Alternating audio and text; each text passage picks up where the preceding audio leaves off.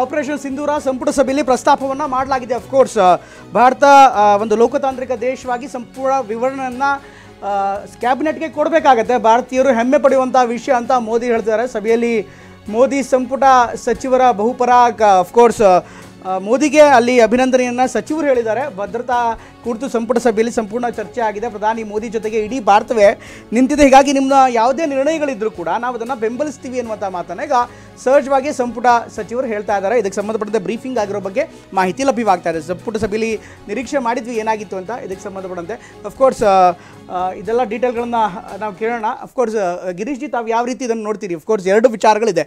ಒಂದು, ಈ ಸಭೆ ಮೂಲಕ ಗೃಹ ಸಚಿವರು ಬಾರ್ಡರ್ ಸ್ಟೇಟ್ಗಳನ್ನು ಈಗಾಗಲೇ ಮುಖ್ಯಮಂತ್ರಿಗಳು ಪೊಲೀಸ್ ಮಹಾನಿರ್ದೇಶಕರನ್ನು ಸಭೆ ಕರೆದಿದ್ದಾರೆ.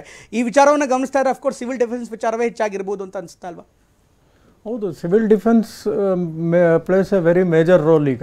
ಯಾಕಂದರೆ borders has to be protected. ಅಂದರೆ they have to take all the precautionary measures. ಅಕಸ್ಮಾತ್ ಏನಾರು ಅಟ್ಯಾಕ್ ಆದರೆ ಯಾವ ಥರ ನಾವು ಪ್ರೊಟೆಕ್ಟ್ ಮಾಡಬೇಕು, ಯಾವ ಥರ ಎವ್ಯಾಕ್ಯುಯೇಟ್ ಮಾಡಬೇಕು, ಫೈರ್ ಆದರೆ ಏನು ಮಾಡಬೇಕು, everything they have to be trained and they have to keep themselves very vigilant about ಇದು. ಈಗ ಕಾರವಾರದಲ್ಲಿ ಈಗ ನೋಡ್ತಾ ಇದೆ ಸ್ಟೇಟ್ಮೆಂಟ್. ಕಾರವಾರ ಕದಂಬ ಸುತ್ತಲೂ ಹೆಚ್ಚಿಗೆ ಮಾಡಿದ್ದಾರೆ. ಈಗ ವೆರಿ ಸೆನ್ಸಿಟಿವ್ ಏರಿಯಾ ಹೆಚ್ಚಿಗೆ ಮಾಡಿದ್ದಾರೆ ಅಂತ ಈಗ ತಾನೇ ಸ್ಕ್ರಾಲಿಂಗ್ ನೋಡ್ತಾ ಇದ್ದೆ ನಿಮ್ಮ ಇದರಲ್ಲಿ. I was telling that this is are the places where it is very sensitive area. ಅಲ್ಲಿ ಆಮೇಲೆ ಈ Kaiga is a very nuclear plant because nuclear uraniums ಇರ್ತದೆ. So Kaiga, Raichur thermal power plant, ಇಂಥ ಕಡೆ ಎಲ್ಲ ವೆರಿ ಸೆನ್ಸಿಟಿವ್ ಏರಿಯಾಸ್. ಈಗ ನಾವು ಸಾಮಾನ್ಯ ಜನತೆ ಏನು ಮಾಡಬೇಕು ಅಂತ ನನ್ನ ಒಂದು ಅಡ್ವೈಸ್ ಏನಂದರೆ, ಈ ಕೋಮುಗಲಭೆ ಅನ್ನೋದು ಇಂಥವೆಲ್ಲ ನಾವು ಜಾಸ್ತಿ ಆಗದೇ ಇರಂಗೆ ನೋಡ್ಕೊಳ್ಳೋದು ಅದು ಒಂದು ದೊಡ್ಡ ಜವಾಬ್ದಾರಿ.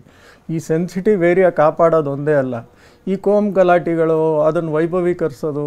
ಆ ಕೋಮ್ ಗಲಾಟೆ ಆದರೆ ಅದು ಯಾರೇ ಮಾಡಿದ್ರು ಅವ್ರವ್ರ ತಪ್ಪು ಪೊಲೀಸ್ ಅವ್ರು ವಿಚಾರಣೆ ಮಾಡ್ತಾರೆ, ಬಿಟ್ಬಿಡಿ ಅವ್ರನ್ನ. ದಯವಿಟ್ಟು ಇದನ್ನು ಯಾವಾಗ ನಾವು ಜಾಸ್ತಿ ಮಾಡ್ಕೊಂಡು ಹೋಗ್ತೀವೋ, this is a brooding place for the terrorist. That will become a brooding places for the terrorist. ಇದು ಕಾಯ್ತಾನೆ ಇರ್ತಾರೆ ಈ ಥರ ಈ ಕಮ್ಯುನಲ್ ವೈಲೆನ್ಸ್ ಆಗೋಕ್ಕೆ, ಈ ಕಮ್ಯುನಲ್ ಗಲಾಟೆಗಳಾಗೋಕ್ಕೆ. ನಾವು ಎಷ್ಟು ಅದನ್ನು ವೈಭವೀಕರಿಸ್ತೀವೋ ಅಷ್ಟು ಅದು ಬ್ರೂಡಿಂಗ್ ಸೆಂಟರ್ ಆಗ್ತಾ ಇರುತ್ತೆ. ಈ ಟೈಮಲ್ಲಿ ಪೊಲೀಸ್ ಅವ್ರ ಕರ್ತವ್ಯನೂ ಭಾಳ ಹುಷಾರಾಗಿರ್ಬೇಕು. ಕಾಮನ್ ಜನತೆ ಆಗಿರೋ ಜನಗಳು ಇಂಥ ಒಂದು ಅವಕಾಶಕ್ಕೆ ಮಾಡಿಕೊಡ್ಬಾರ್ದು. ಇಂಥ ಗಲಾಟೆಗಳಾಗಲಿ ಇದಾಗಲಿ. Civil defence not only Pakistan, ಇಲ್ಲಿರೋ ಒಳಗಡೆ ಇರೋ ಸ್ಲೀಪರ್ ಸೆಲ್ಸ್ಗಳು ಎಷ್ಟು ಜನ ಆಕ್ಟಿವೇಟ್ ಆಗ್ತಾರೆ ಗೊತ್ತಿಲ್ಲ. ಸರ್, ನಿಮ್ಮ ಹತ್ರ ಲಾಸ್ಟ್ ವರ್ಡ್ ಕೇಳ್ತಾ ಇರುವಂಥದ್ದು, ಓವರ್ ಆಲ್ ಇಲ್ಲಿಂದ ಮುಂದೆ ಹೇಗೆ ನಾವು ಏನು ನಿರೀಕ್ಷೆ ಮಾಡ್ಬೋದು sir? Is it a war, full fledged war, or is it a more escalation, vertical escalation, horizontal escalation?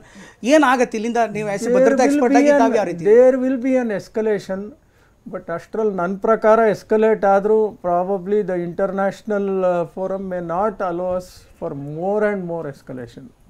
ಒಂದು ಎಸ್ಕಲೇಟ್ ಆಗಿ ಅದು ಒಂದು ವಿಧದಲ್ಲಿ ಅದು ಕಮ್ಮಿ ಟೇಪರ್ ಡೌನ್ ಆಗಿಬಿಡುತ್ತೆ. ರೈಟ್, ಹರಿಯವ್ರೆ, ನನಗೆ ಹಂಗೆ ಅನಿಸ್ತಾ ಇದೆ. ತಾವೇನು ಹೇಳ್ತೀರಿ? ನಾನು ಹೇಳೋದು ಒಂದೇ, ಇದೇ ದಿವಸಕ್ಕೆ ಕಾಯ್ತಾ ಇದ್ವಿ. ಈ ಪ್ರಾಬ್ಲಮ್ಸ್ ಏನಿದೆ, ಈ ಟೆರರಿಸ್ಟ್ ಪ್ರಾಬ್ಲಮ್ಸು ಇದೆಲ್ಲ ಆಗಾಗ ನಮ್ಮ ಇಂಡಿಯಾವನ್ನು ಬ್ಲೀಡ್ ಮಾಡ್ತಾ ಇದ್ದಾರಲ್ಲ ಪಾಕಿಸ್ತಾನ ಜನ ಹೇಳಿ we will cut India in 1000 pieces and ಅದು ಆಗ್ತಾ ಇದೆ. ಬಟ್ ನನ್ನ ಮನಸ್ಸಿಗೆ ಇದು ಎಸ್ಕಲೇಟ್ ಆಗ್ತದೆ. Okay, thank you sir, thank you. ನಮ್ಮ ಜೊತೆ ಜಾಯ್ನ್ ಆಗಿದ್ದು ಗಿರೀಶ್ ಸರ್, ಥ್ಯಾಂಕ್ ಯು. ಮತ್ತೆ ನಿಮ್ಮನ್ನು ಸಂಪರ್ಕ ಮಾಡ್ತೀವಿ. Thank you so much.